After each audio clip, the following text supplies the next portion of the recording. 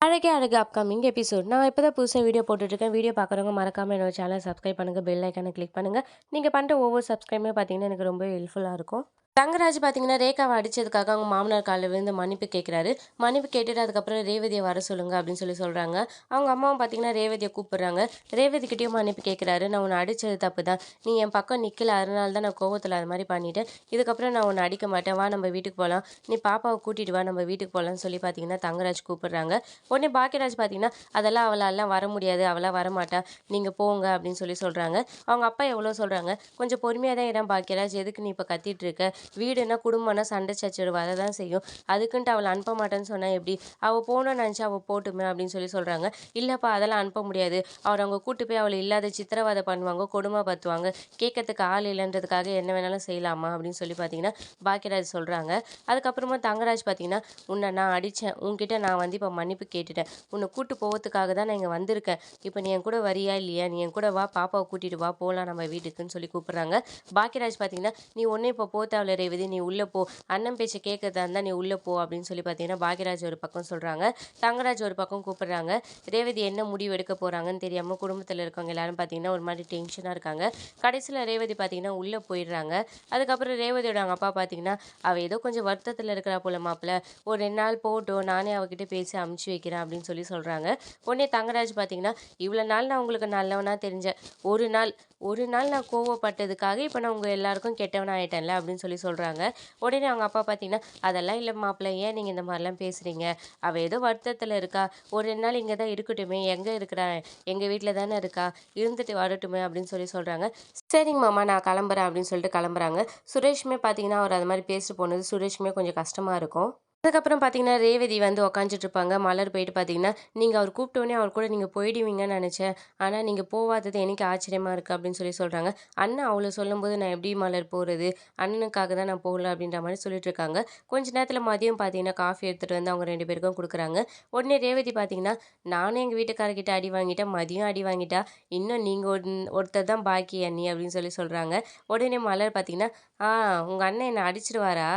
அதெல்லாம் உங்க அண்ணன் அடிக்க மாட்டாரு. அவ்வளோ தைரியம்லாம் உங்க அண்ணனுக்கு இல்ல" அப்படின்னு சொல்றாங்க. "ச்சே! ச்சே! நான் சும்மா விளையாட்டுக்கு தான் சொன்னேன். அண்ணன் அப்படியாப்பட்ட ஆள் கிடையாது" அப்படின்னு சொல்றாங்க. உடனே மலர் பார்த்தீங்கன்னா, "அப்படி அடிச்சாலும் அத நான் வாங்கிட்டு இருக்க மாட்டேன். மதி மாரி திருப்பி அடிப்பேன்" அப்படின்னு சொல்லி பேசிட்டு இருக்காங்க. அந்த சமயம் அவங்க அம்மா வராங்க. அவங்க அம்மா வந்து பார்த்தீங்கன்னா உட்காந்துட்டு, "என்னம்மா எப்படி இருக்க?" அப்படின்னு பார்த்தீங்கன்னா, ரேவதி கிட்ட பேசிட்டு இருக்காங்க. "என்னை பத்தி நீ எதுவும் கவலைப்படாதம்மா. நீ போய் தூங்கு. ஏன் நீ தூங்காம இருக்க?" அப்படின்னு கேட்குறாங்க.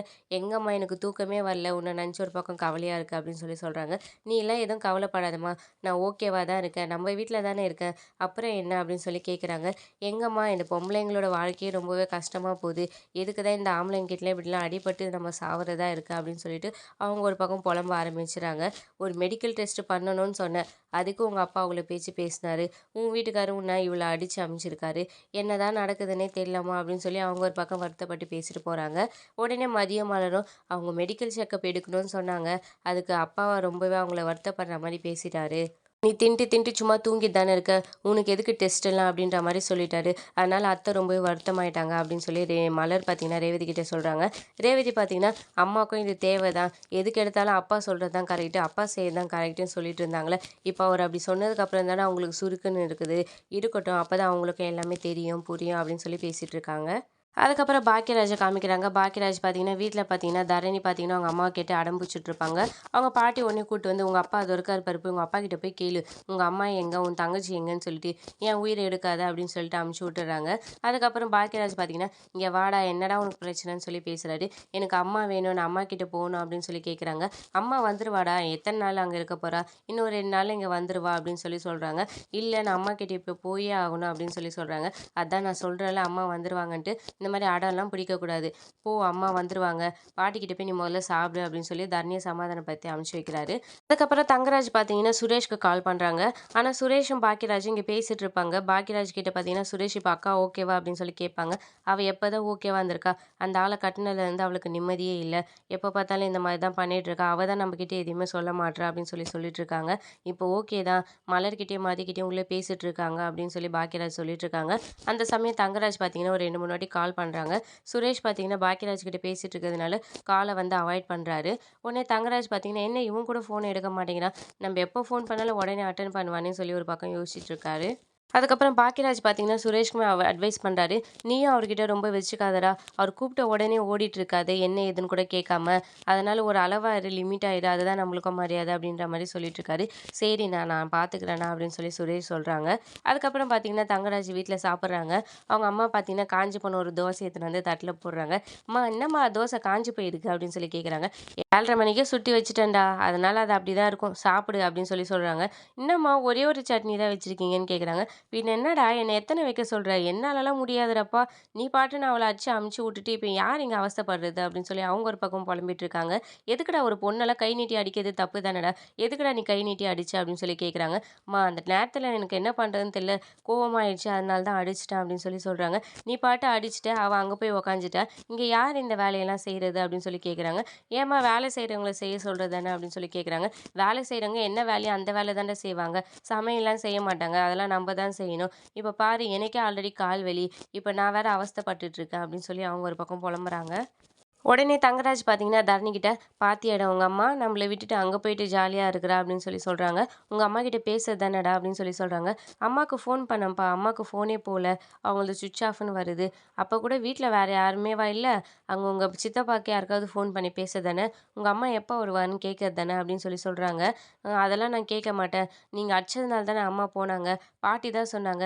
நீங்க எதுக்கு அம்மாவ அடிச்சீங்க? நீங்க அடிச்சது தப்பு தானே" அப்படின்னு சொல்லி அவங்க பையன் பார்த்தீங்கன்னா, தங்கராஜ கேள்வி கேட்கிறாரு.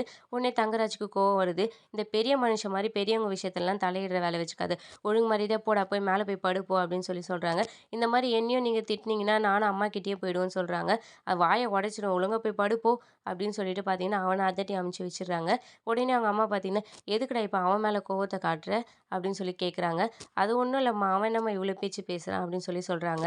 இப்போ உனக்கு வந்து சாப்பாடு சரியில்ல. இதே உன் பொண்டாட்டியா இருந்தான்னா, சுட சுட தோசை சுட்டு குடுத்துருப்பா. 3, 4 சட்னி வச்சிருப்பா, சாம்பார் வச்சிருப்பா. இப்போ உன்னால சாப்பிட முடியல. அந்த கோவத்த வந்து இவன்கிட்ட காட்டுறியா? அப்படின்னு சொல்லி சொல்றாங்க. உடனே தங்கராஜ் பார்த்தீங்கன்னா, மனசுல நெனைக்கிறாரு, எப்படி இவ்வளோ கரெக்ட்டா கண்டுபிடிக்கிறாங்க?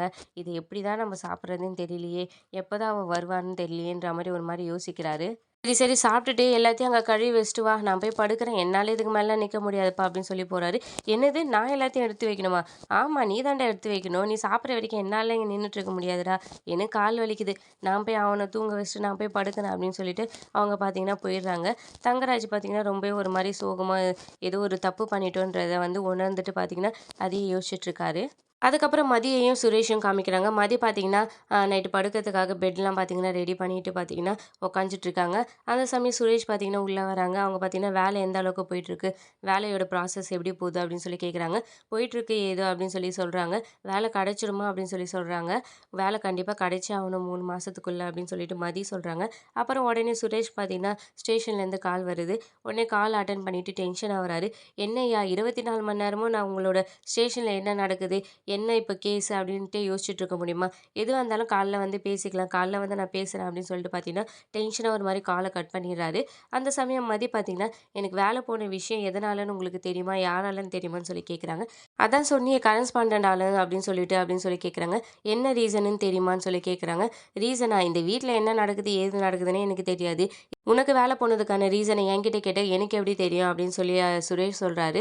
அதுக்கப்புறம் பார்த்தீங்கன்னா, அப்படியே பார்த்தீங்கன்னா, இவங்க தங்கராஜால தான் வேலை போன விஷயத்த சொல்லாமா வேணாமான்னு யோசிச்சுட்டு இருக்காங்க. அப்படியே இந்த எபிசோட முடிக்கிறாங்க. இனி அடுத்தடுத்து வரும் விறுவிறுப்புகளும், சுவாரஸ்யங்களும் ஷார்ட் அண்ட் ஸ்வீட்டா தெரிஞ்சுக்க மறக்காம நம்ம சேனல சப்ஸ்கிரைப் பண்ணுங்க. பெல் ஐக்கான கிளிக் பண்ணுங்க.